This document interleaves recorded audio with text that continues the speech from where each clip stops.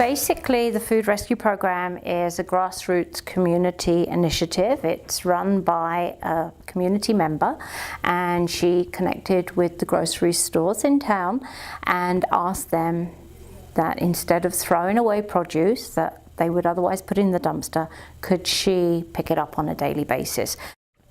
I managed to feed 500 people in Canmore from the food that was going to trash. I made it really good food. I was very successful.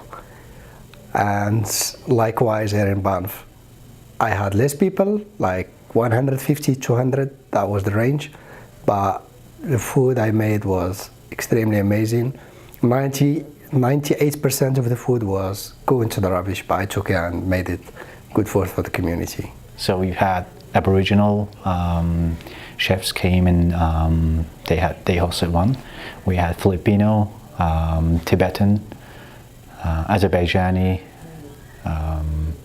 Moroccan, French, as far as I know, Ethiopian, Eritrean, and it was great.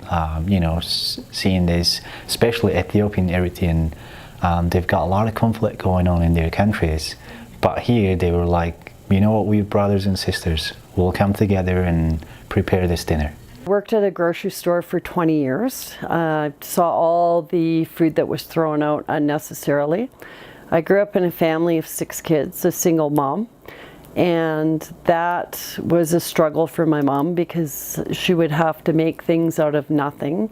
So I think when you grow up and you have a relevant connection to others that are facing food insecurity and that type of thing, I think that's what draws you to, you know, law of attraction.